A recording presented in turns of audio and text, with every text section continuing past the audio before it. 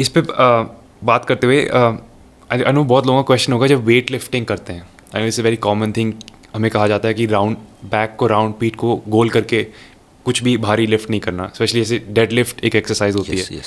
उसे कहते हैं कि स्ट्रेट बैक रखना है। तो हाउ कितना बुरा होता है कुछ हैवी चीज़ लिफ्ट करना राउंडेड बैक के साथ, क्यों इतना उसको मना करा जाता है? अरमान, वैसे तो because I am a spine surgeon also, हाँ। सो वी एक डिस्क्लेमर देना चाहूँगी, we tend to avoid and discourage our patient, specially whoever is coming to us with any spine problem, कि आप आगे झुक के अगर कोई भारी चीज उठानी तो it is better you avoid. The problem is if you are a player or if you are like a athlete who is into this thing, then that becomes your livelihood and bread and butter. So first and foremost is कि आपकी जो training है, आपके training errors बड़े कम होने चाहिए। जब भी हम आप कभी किसी प्रोफेशनल वेट लिफ्टर को या डेड लिफ्टर को देखेंगे तो जो वो वेट उठाते हैं वो वेट उनकी जो स्पाइन का हमारा जो सेंटर ऑफ ग्रेविटी, वो बेसिकली हमारे जो पेल्विस है, पेल्विस की जो बीच में बोन है उसके पास सिचुएटेड होता है। तो जब भी वो उठाते हैं तो वो पूरी उनकी जो लेग्स होती हैं वो उस वेट के बहुत पास होती हैं। इससे क्या रीज़न होता है कि जितना कोई भी हम भार उठाने लगेंगे और हमारी सेंटर ग्रेविटी के पास है तो हमारी मसल्स को रिलेटिवली उस भार को उठाने के लिए कम एफर्ट लगाना पड़ेगा। उसी चीज़ से अगर हम कोई चीज़ राउंडेड बैक से उठा रहे हैं, इसका मतलब कि वो चीज़ हमारे से थोड़ा दूर पड़ी और हम आगे से जाके उसको उठाने की कोशिश कर रहे हैं, तो जो हमारी बॉडी का सेंटर ऑफ ग्रेविटी है उसके कंपैरेटिव वो लोड हमारे से दूर है।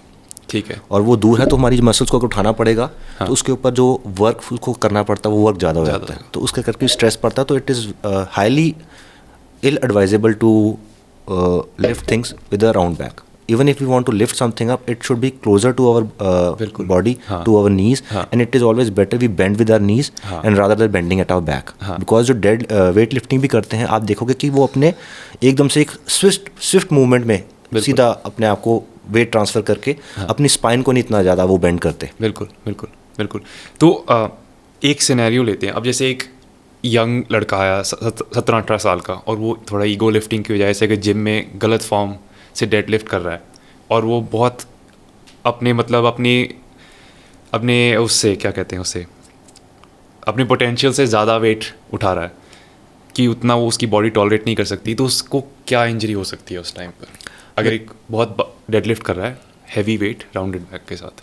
बहुत प्रॉब्लम है इसमें। एक तो ये चीज़ ज़रूरी है समझना उनको कि इवन दो दे थिंक कि वी आर स्ट्रेंथ ट्रेनिंग और हमारी स्ट्रेंथ बढ़ेगी तो हमारे को इंजरी नहीं होगी, but if they are doing it in a wrong way और उसको अगर वो बार बार कर रहे हैं then he is rather more likely to injure himself.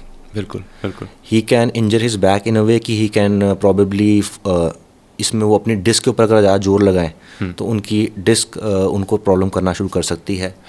इसमें हमारी स्पाइन के पीछे छोटे छोटे जॉइंट्स होते हैं, फैसेट जॉइंट्स होते हैं। अगर लिफ्टिंग करते हुए वो प्रॉपर लिफ्टिंग ना हो, उनके ऊपर लोडिंग होने के कारण उनको फैसेट जॉइंट की प्रॉब्लम आ सकती है। ठीक है। मसल्स अगर इतनी वीक हों और इतना ज़्यादा लोड सस्टेन करने के लिए ना हो तो उनमें एक तरह से ओवर यूज़ कर रहे हो आप उनको, ओवर यूज इंजरीज हो सकती हैं। And sometimes if the weight if आप बहुत रिपीटेड मूवमेंट्स करें तो there can be stress fractures also, जिसमें कि ऐसा नहीं कि कोई एक फ्रेश चोट लगने के कारण एकदम से फ्रैक्चर हो गया। इट इज़ समथिंग कि एक नॉर्मल बोन के ऊपर आप इतना अब नॉर्मल लोड प्लेस कर रहे हो ऑन अ रिपीटेड ड्यूरेशन कि वो बेचारी बोन ने जिस तरह से ओवर टाइम जवाब दे दिया which causes a stress fracture. बिल्कुल।